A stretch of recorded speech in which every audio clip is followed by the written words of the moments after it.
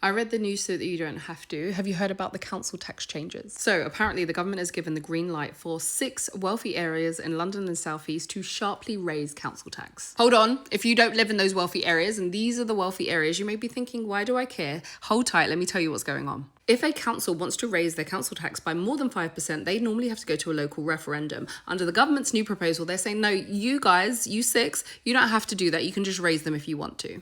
So the government has this new formula that they're rebalancing funding, and what they're going to do is basically direct funds away from the more affluent areas towards the north and the more deprived areas. Now, people can grumble about paying taxes, but like in theory, we're like, yeah, let's help the more vulnerable, but the affluent areas are not happy about this. Now, mind you, they've just been given the green light if they want to raise it more than 5%. They don't have to.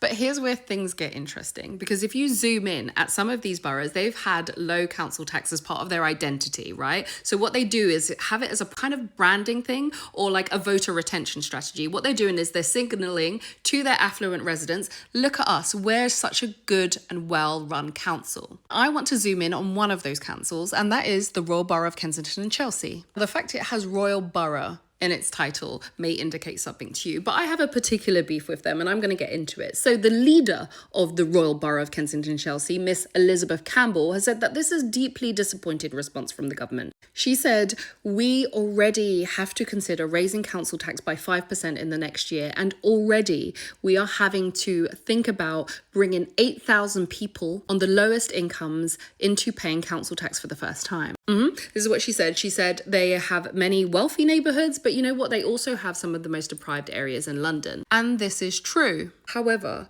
you're not fooling me with your propaganda about just being really well run, because I am a London resident and I remember Grenfell, and I remember the years before Grenfell when these well-run councils gave rebates to those wealthier residents because they were so well run that they didn't need to listen to the deprived residents that told them that there were safety issues within their housing. They didn't need to spend the money there. Instead, they gave rebates to wealthier residents so that they could keep to their branding and their political signalling of low council tax. So while many people will agree that wasting of money by local authorities can be rife and it is awful when councils are run badly, for them to turn around and simply say, actually, we've just been really well run all this time for us to have low council tax when Grenfell still stands there and we haven't forgotten, is diabolical.